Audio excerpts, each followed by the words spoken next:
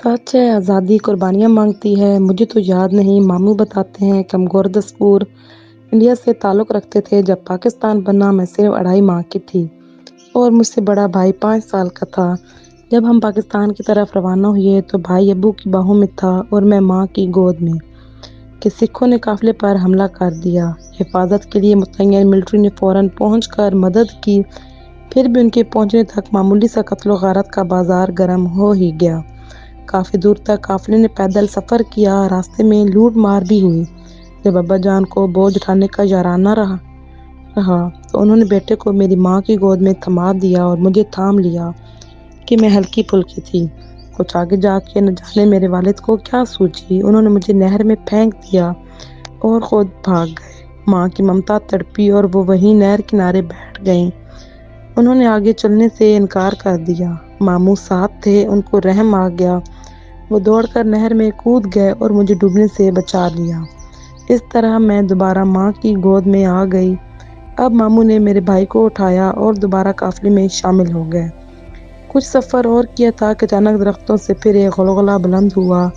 ابا جان تو پہلے ہی غائب تھے۔ امی نے سوچا کہ مر جانا ہی بہتر ہے۔ وہ مجھے لے کر درخت کے ایک تنے سے لپٹ گئیں، تبھی سکھ آ پڑے۔ ماں کو ایک بلوائی کی تلوار کا گھاؤ ہی کاٹ کر درخت سے الگ کر سکا۔ بلوائی لڑکیوں اور جوان عورتوں کو اٹھا کر لے گئے اور بچوں کو چھوڑ گئے۔ وہاں قریب ایک بھٹی تھی جو ٹھنڈی پڑی تھی۔ ماموں نے اس میں چھپ کر جان بچائی۔ آگے بیل گاڑیوں میں دوسرا قافلہ ملا تو جو باقی بچ جانے والے لوگ تھے ان کے ساتھ ہو لیے۔ بیل گاڑیوں کی صورت میں جب یہ قافلہ پاکستان پہنچا تو وہاں حکومت کی طرف سے ان کو رہائش مل گئی۔ اب ابا جان کی گمشدگی کی پریشانی تھی۔ چند ماہ بعد پتہ چلا کہ وہ قافلے سے جا ملے اور لائل پور منتقل ہو گئے تھے۔ یہ قصہ میں بچپن سے سنتی چلی آ رہی تھی۔ کچھ کوششوں سے پھر ہمارا خاندان ایک جگہ اکٹھا ہو گیا۔ ابا جان نے ایک بیوہ عورت سے دوبارہ شادی کر کے گھر بسا لیا۔ شروع میں ابا کی دوسری بیوی نے ہمیں کچھ پیار دیا، لیکن تھوڑے عرصے بعد ہی اپنا رنگ دکھا دیا۔ یہ عورت امی کا سارا سامان لے کر لائل پور جا بسی اور ہمارے باپ کو بھی ساتھ چلنے پر مجبور کر دیا۔ ہم گھر میں اکیلے رہ گئے۔ ان دنوں میرے بھائی کی عمر 12 سال تھی اور میری تقریباً 6 برس۔ میں گھر میں رہتی اور بھیا ایک الیکٹرک کی دکان پر کام سیکھنے چلے جاتے۔ ہمارے گھر کی دیوار کی دوسری طرف نانی اماں کا مکان تھا۔ وہ دن میں 2-3 بار آ کر ہمیں دیکھ جاتی تھیں۔ ہم بہن بھائی رہتے اسی مکان میں تھے جو ابا کو کلیم میں ملا تھا۔ کچھ عرصے بعد میری ستیلی ماں کو خیال آ گیا کہ مفت کی نوکرانی ملتی ہے، کیوں نہ شوہر کی بیٹی کو لے آؤں۔ وہ آ کر مجھے اپنے ساتھ لے گئیں اور گھر کا سارا کام میرے سپرد کر دیا۔ میرا اسکول جانا بند، باہر نکلنا بند اور میرا نکاح بھی اپنے ایک رشتہ دار سے کروا دیا۔ جب مجھے دلہن بنایا گیا اس وقت میں 11 سال کی تھی۔ کچھ معلوم نہ تھا کیوں مجھے سجا رہے ہیں۔ اسی دوران بھائی بھی ہم کو چھوڑ کر چلے گئے۔ انہیں معلوم تھا کہ اگر وہ کماؤ نہ ہوئی تو ظلم شروع ہو جائے گا۔ تبھی وہ لاہور جا کر میری بھی خبر رکھتے تھے۔ وقت گزرتا گیا، میرے ہونے والے شوہر مجھے دیکھنے آتے۔ لطیف اچھی شکل و صورت کے تھے۔ یہ داماد صاحب ان کی خیر موجودگی میں سارا دن چھوٹی امی کے پاس گھسے رہتے۔ ابا کی عقل پر تو پتھر پڑ گئے تھے۔ میں ستیلی ماں کو ابا کی ہدایت کے مطابق چھوٹی امی کہتی تھی۔ اکبر ان کے چچا زاد تھے، دونوں تقریباً ہم عمر تھے، جبکہ میرے والد اپنی دوسری بیوی سے 20 برس بڑے تھے۔ غرض اکبر صاحب سارا دن چھوٹی امی کے پاس رہتے، میں تو ادھر ادھر گھومتی رہتی۔ مجھے نہیں معلوم ان دونوں میں کیا گاڑی چنتی تھی۔ محلے کی ایک بزرگ عورت مجھ کو کلام مجید پڑھانے آتی تھی۔ نہ جانے اس نے کیا دیکھا کہ ایک روز ابا کو اپنے گھر لے گئیں اور اکبر کے بارے کچھ باتیں بتائیں، جس پر انہوں نے بیوی کو طلاق دے دی اور میری بھی طلاق لکھوا لی۔ پھر سے لاہور میری نانی کے قریب والے گھر میں آ گئے جہاں بھائی اکیلا رہتا تھا۔ یوں ہم پھر سے وہاں رہنے لگے۔ 6 سال آرام سے گزر گئے۔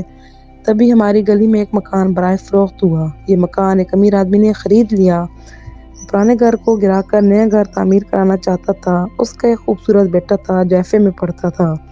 وہ پڑھائی کی خاطر اکیلے ہی اس مکان میں آ کر رہا کرتا تھا۔ خدا کو جانے کیا منظور تھا کہ ایک دن اس لڑکے نے مجھے خط لکھ دیا، کیونکہ اس نے مجھے دروازے سے دیکھ لیا تھا۔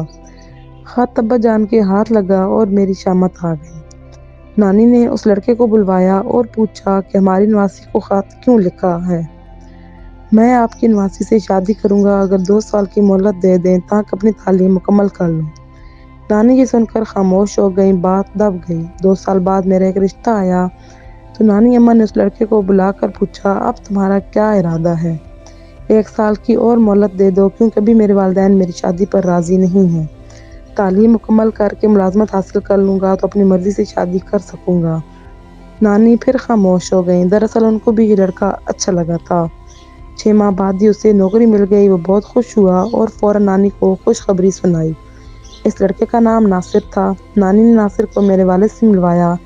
انہوں نے کہا، تم ایک امیر باپ کے بیٹے ہو، اگر تمہارا باپ تمہاری شادی پر راضی نہیں ہے تو 2 لاکھ حق مہر لکھواؤں گا، تاکہ کل اگر تمہارے والد مداخلت کریں تو میری بیٹی کو چھوڑنا آسان نہ رہے۔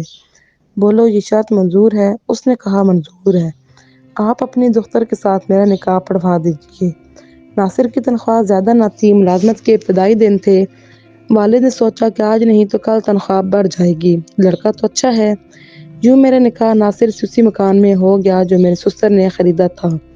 نکاح کے بعد میں دوبارہ والد کے گھر آ گئی۔ بدقسمتی کے 6 ماہ بعد ابا جان کا انتقال ہو گیا۔ انہی دنوں ناصر کراچی چلے گئے۔ وہاں انہوں نے بہتر ملازمت کی تلاش شروع کر دی۔ بہتر ملازمت نہ ملی، لیکن ان کے والد کو پتہ چل گیا کہ بیٹے نے شادی کر لی ہے۔ ناصر کو انہوں نے 2 لاکھ روپے دیے اور کہا کہ تم لڑکی کو حق مہر کی رقم ادا کر کے طلاق دے دو، ورنہ میں تمہیں 1 پائی نہ دوں گا اور جائیداد سے بھی آگ کر دوں گا۔ ناصر نوٹ بریف کیس میں ڈال کر میرے پاس آئے، کہنے لگے، نویدہ، یہ رقم تمہارے لیے کافی ہے، اس کے بدلے تمہیں میری جدائی اٹھانی پڑے گی، بولو کیا کرنا ہے؟ میں رونے لگی۔ اس وقت مجھے یہ نوٹ سانپ بچھو سے کم دکھائی نہ دے رہے تھے۔ میں نے ان کی منت کی کہ ناصر، خدا کے لیے ان کو واپس کر دیجیے۔ مسکرائے اور کہنے لگے، میں تو مذاق کر رہا تھا۔ اگلے دن وہ رقم اپنے والد کو لوٹا کر آ گئے۔ اس کے بعد ان کے والدین اور بہن بھائیوں نے ناصر سے ناطہ توڑ لیا۔ اب واقعی برے دن آ گئے تھے۔ ان کو گھر سے روپیہ ملنا بند ہو گیا تھا۔ ادھر نوکری نہیں مل رہی تھی۔ بڑی مشکلوں سے ویزا حاصل کر کے سعودی عرب چلے گئے۔ اللہ کی مہربانی سے وہاں انہیں اچھی نوکری ملی، ساتھ ہی رہائش کے لیے مکان بھی ملا۔ انہوں نے مجھے اپنے پاس بلوا لیا۔ جو میری زندگی کا ہجرانی دور ختم ہوا، لیکن میرے اللہ کو بھی ایک اور آزمائش لینا تھی۔ شادی سے قبل ناصر کی دوستی ایک اور لڑکی سے تھی۔ جب اس کے والدین کو پتہ چلا تو انہوں نے بیٹی پر پابندیاں لگا دیں اور ادھوری محبت کا یہ فسانہ خود بخود چٹ گیا۔ مجھ سے شادی سے بھی شاید اس بات کا رد عمل تھا۔ جب میں سعودی عرب گئی تو دیکھا کہ کمپنی کی طرف سے ان کو بہت اچھا اور کشادہ گھر ملا ہوا ہے۔ انہوں نے اپنا ایک کمرہ آفس ورک کے لیے علیحدہ رکھا ہوا تھا، جہاں اکیلے بیٹھ کر فائلیں وغیرہ دیکھتے تھے۔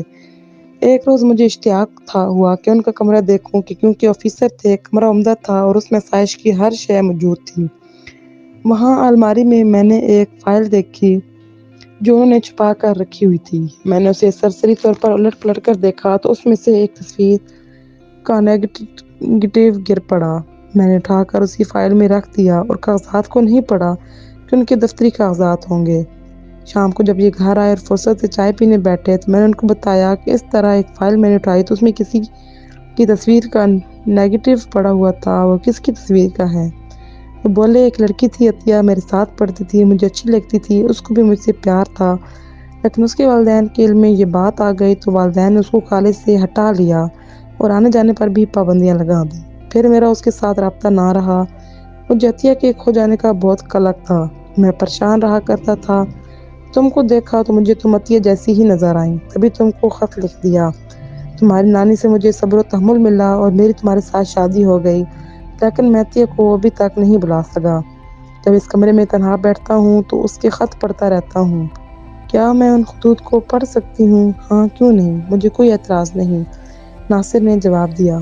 اگلے روز جب وہ آفس چلے گئے تو میں نے وہ فائل کا مطالعہ کیا۔ ٹھنڈے دل دماغ سے اس لڑکی کا ایک خط پڑھا۔ دل پر اثر ہوا۔ وہ بہت دکھی لڑکی تھی۔ اس کو شوہر بہت برا ملا تھا جو شرابی اور جواری تھا۔ عطیہ اس کی تیسری بیوی تھی۔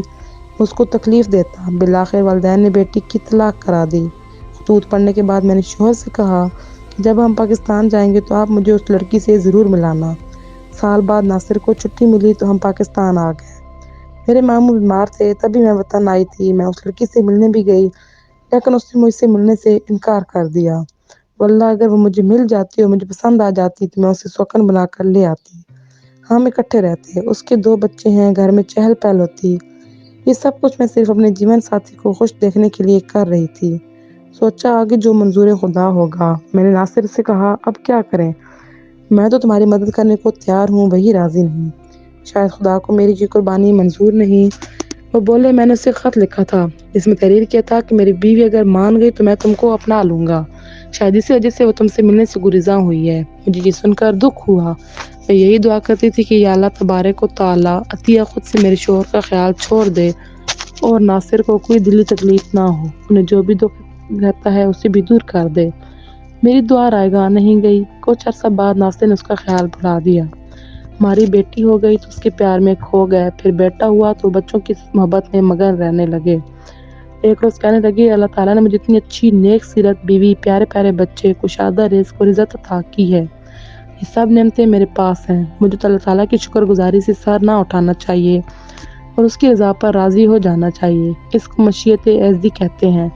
اب مجھے عطیہ کی یاد بھی نہیں آتی، تم ایسا کرو کہ اس کے سب خطوط جلا دو۔ میں نے ان کی ہدایت پر ایسا ہی کیا۔ آج میں اپنے شوہر کے ساتھ خود کو دنیا کی خوش نصیب ترین عورت سمجھتی ہوں۔